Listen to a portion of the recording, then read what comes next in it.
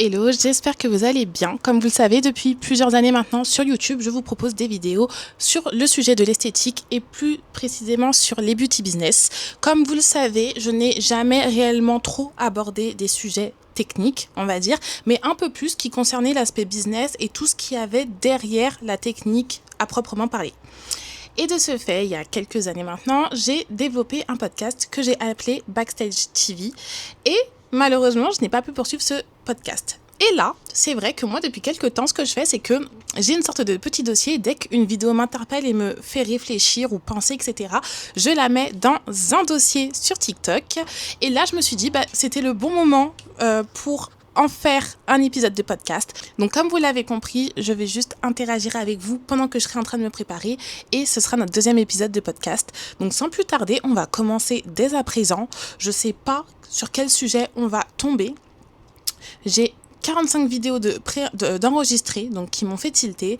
Et là, je vais en prendre une au hasard et on va un peu discuter dessus. Je vais vous mettre la vidéo... Oh, ok. Je vais vous mettre la vidéo à l'écran. Comme ça, celles qui m'écoutent en podcast pourront comprendre de quoi on parle. Et celles qui m'écoutent en vidéo, je vous mettrai aussi la vidéo à l'écran. Et sans plus tarder, on est parti. Il y a une fille que je suis sur TikTok, c'est une fille qui fait institut de beauté, formation, fournisseur, etc. Et elle a fait un TikTok qui disait « Ouais, les filles, parlez français, combien vous gagnez ?» Je regarde les commentaires et je vois toujours la même chose. Je vais vous lire un petit peu les commentaires. Rien du tout, j'arrive pas à me faire connaître. J'arrive pas à avoir de clientes, je débute et dans une nouvelle région, c'est difficile. 100 €, j'arrive pas à trouver de clientes. 0 €, ça veut pas décoller. Entre 100 et 300 €, ça dépend, mais j'ai pas beaucoup de clientes. Perso, je galère, je trouve pas beaucoup de clientes. Rien du tout, j'ai pas de clientes. Et c'est toujours pareil. En fait, le réel problème, c'est pas le manque de clientes ou les prix, ou parce qu'il y en a, ils baissent leur prix quand ils voient que ça marche pas, ou bien ils vont se penser que eux ils sont nuls et que ça marche. Non, le problème, c'est votre communication. Genre, ça va pas. Vous allez faire des vidéos, il n'y aura pas de luminosité. Vous n'allez pas vouloir investir dans un bon téléphone pour faire du beau contenu. Je suis désolée, au bout d'un moment, il faut investir, il faut se former, c'est hyper important.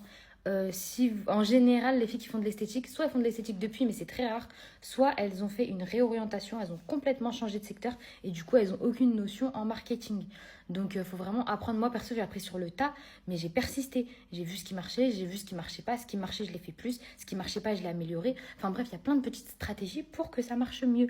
Mais si vous y mettez pas du vôtre et que vous ne vous formez pas et que vous ne voulez pas investir de temps et d'argent, ça sera compliqué. Ça sera très compliqué. Très intéressant, très intéressant. Je vous assure que je suis tombée sur cette vidéo, enfin j'ai fait au hasard, ok?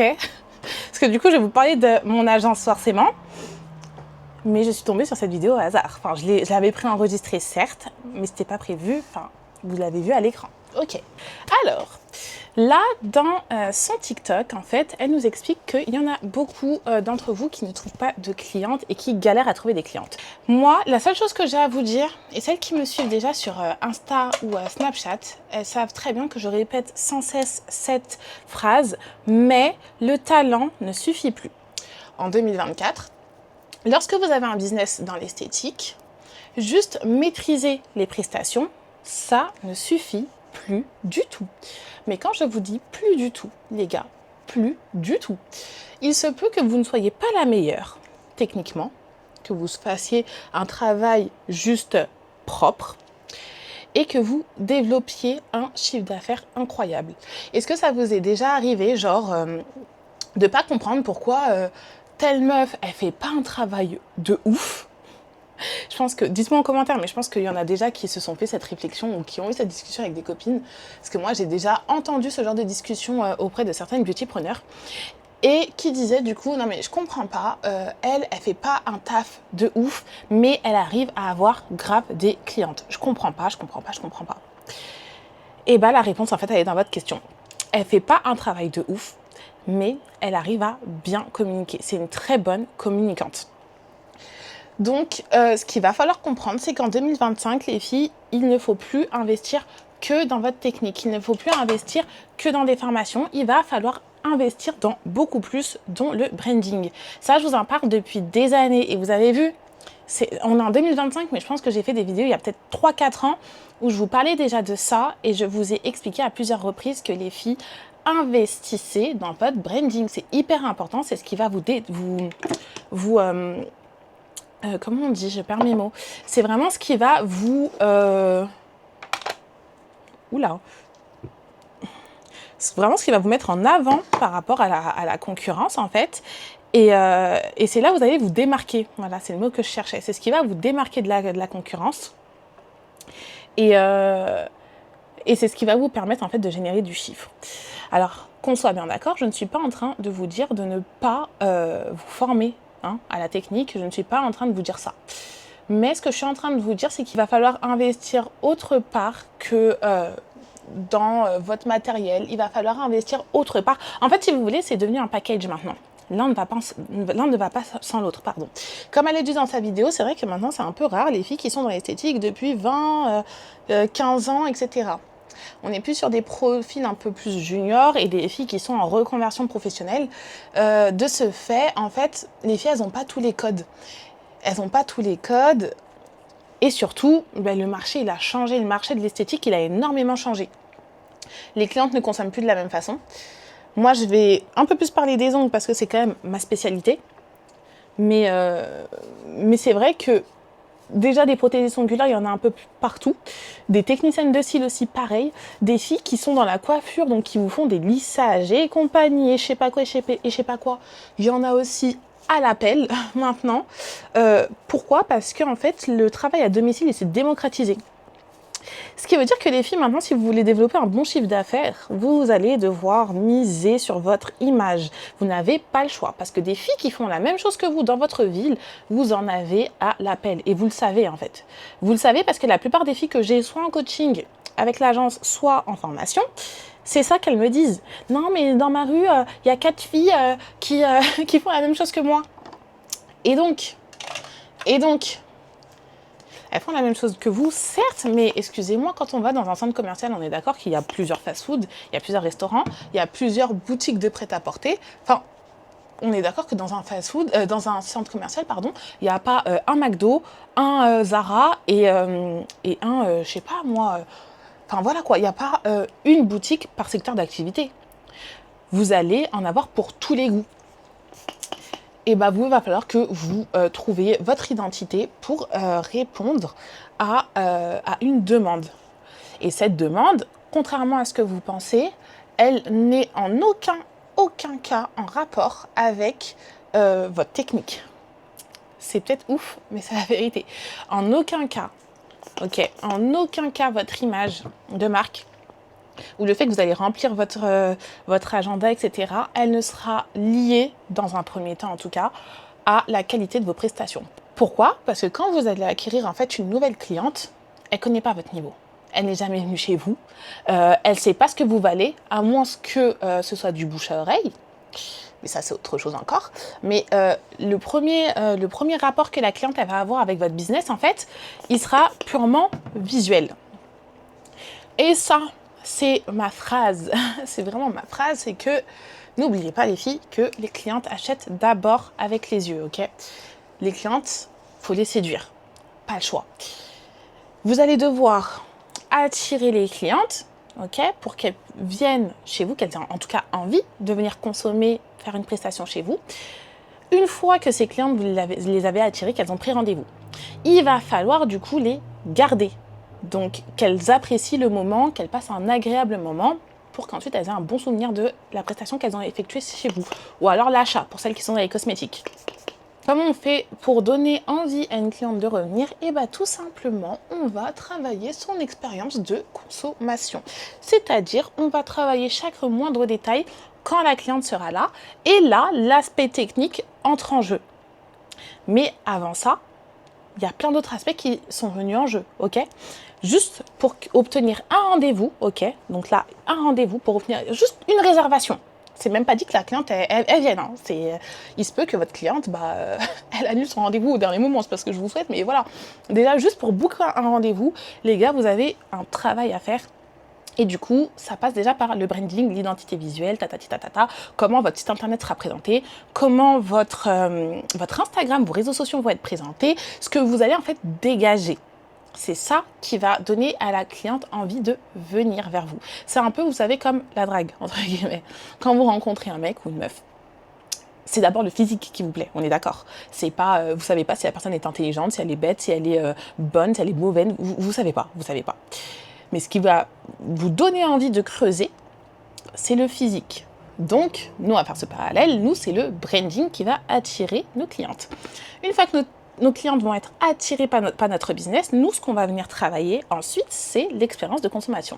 Et là, du coup, cette expérience de consommation, si on doit faire un parallèle, toujours avec le dating, ce sera le moment du date ou le moment où vous allez apprendre à connaître, etc. Si c'est agréable d'apprendre à connaître la personne, vous allez encore avoir envie de la voir, de la revoir, de la revoir, de la revoir. Et bien, c'est exactement la même chose dans le business. Une fois que la cliente elle a pris rendez-vous, nous, notre travail, enfin là je dis nous, donc mon agence du coup, et avec les beautypreneurs avec qui je travaille, notre objectif c'est que la cliente, elle se sente tellement bien chez vous qu'elle ne pense qu'à vous, qu'elle ne jure que par vous et qu'elle revienne chez vous. Donc on va travailler cette expérience de consommation et on va faire en sorte que la cliente elle passe le meilleur soin ou le meilleur achat de sa vie. Vraiment, ce sera ça notre objectif. Et ensuite, à la fin de la prestation, elle va partir. Mais nous, notre objectif, c'est qu'il ne faut pas qu'elle vous oublie. Parce que ça se trouve, après, elle va aller faire d'autres soins ou elle peut vous oublier, etc. Non. Une fois que la cliente elle est partie, on va aussi mettre des choses en place pour qu'elle pense à vous et qu'elle revienne, qu'elle ait en tout cas envie de revenir. Donc même après son rendez-vous, que ce soit un jour, quelques heures ou plusieurs jours après, on va mettre des choses en place pour qu'elle ait envie de revenir chez vous.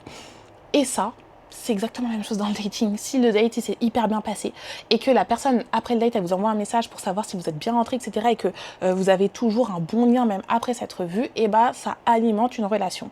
Et nous, cette relation en business, on l'entretient, on la crée, on la crée, on l'entretient, on la manage et on fait en sorte en fait de devenir une référence auprès de chacune de nos clientes. Donc, si vous comprenez tout ça, les filles, dites-vous que vous allez gagner des clientes. Mais vous voyez que dans tout ça, il y a 90% de branding, de gestion client, de gestion du beauty business, etc. Et il y a seulement 10% de votre technique. Bien sûr, on s'entend, hein. On s'entend. Vous avez beau avoir une expérience incroyable. Si vous n'êtes pas bonne, si vous cramez les cheveux de votre cliente, si vous faites saigner les cuticules de votre cliente, si vous faites des gros paquets sur les yeux, etc. de votre cliente, etc., que votre technique n'est pas bonne, bien entendu que la cliente, elle ne reviendra pas chez vous, c'est vrai, mais il y a une différence, entre être médiocre et être juste bonne. Vous voyez, vous n'êtes même pas obligé d'être excellente. C'est ça en fait que j'essaye de vous faire comprendre à travers du coup Naira Agency qui est mon agence. C'est ce que j'essaye de vous faire comprendre et c'est pour ça que je me suis reconvertie parce que j'ai vu qu'il y avait en fait une énorme demande à ce niveau-là et que nous dans les métiers de l'esthétique, il y en a beaucoup qui étaient hyper doués dans leurs prestations mais qui malheureusement n'arrivaient pas à booker alors qu'elles étaient hyper bonnes, elles avaient du talent, tout ce que tu veux, mais elles n'arrivaient pas à gagner des rendez-vous, elles n'arrivaient pas à garder leur clientèle, elles n'arrivaient pas à fidéliser. Et quand je parle un peu avec vous, je me rends compte qu'en fait qu'il manque plein de choses. Il manque plein de choses. C'est pas que vous êtes mauvaises, les filles, c'est que vous avez une mauvaise stratégie. Vous n'avez pas mis toutes les chances de votre côté. Et le truc, c'est que pour attirer des clientes, on ne met pas la technique en avant. Okay. En tout cas, on ne met pas réellement la technique en avant. Okay. Vous devez savoir vous vendre, vous devez donner envie aux clientes de venir chez vous. Le but, c'est vraiment de se dire pourquoi la cliente qui ne me connaît pas viendrait chez moi et pas une autre. Parce que dites-vous que même si dites-vous que même si vous êtes doué dans ce que vous faites, qui dit à la cliente que vous n'êtes pas en train de bluffer sur vos capacités? Qui lui dit? Ou alors, il y en a d'autres qui sont peut-être en train de bluffer, elles, sur leur capacité, mais qui, à côté de ça, ont un branding incroyable et qui vous piquent vos clientes alors qu'elles ne sont même pas douées. Donc, réfléchissez bien à ça. Dites-vous qu'il va falloir que vous investissiez dans l'image de votre marque. C'est non négociable. En 2025, vous voulez des clientes, vous êtes obligé d'investir dedans. Il y a de plus en plus de concurrence. La concurrence, elle est rude. Et, je me répète, mais les clientes, elles achètent d'abord avec les yeux. Donc faites ça, investissez en vous, et vous m'en direz des nouvelles. Si jamais, sans vouloir me faire de pub, mais si jamais j'ai ouvert mon agence de branding, vous pouvez prendre des appels découvertes qui sont gratuits. On fait un peu une sorte d'audit d'où vous en êtes, vos objectifs, etc. Et à la fin de cet appel découverte, je vous dis si oui ou non, je peux vous aider. Si je ne peux pas vous aider, je vous le dis, de toute façon vous me connaissez, je ne vais pas mentir sur ça. Mais par contre, si je peux vous aider, ce sera avec grand plaisir. On va travailler sur 3 aspects clés. On va travailler sur le branding et l'identité visuelle pour que les clientes soient attirées par votre business. On va travailler sur votre stratégie social media et la création de contenu, donc tout ce qui sera vos visuels, vos photos, la mise en avant de votre talent et de votre espace, etc. pour vraiment donner envie aux clientes de venir et de revenir. Et en dernier pilier, on va aussi travailler sur l'expérience client et la gestion du beauty business. C'est des choses qui sont clés si vous voulez vous développer. Donc, on va vraiment travailler sur quand la cliente elle est chez vous, sur tous vos process, etc. Qu'est-ce que vous allez pouvoir mettre en place pour que la cliente soit aux anges d'être chez vous.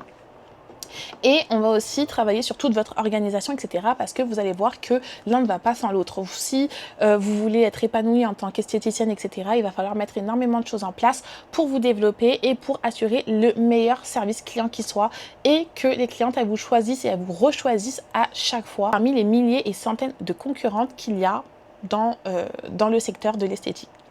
Donc voilà, c'est tout pour moi pour ce deuxième épisode de Backstage TV. J'espère que ça vous a plu et on se dit à très vite. Pesos.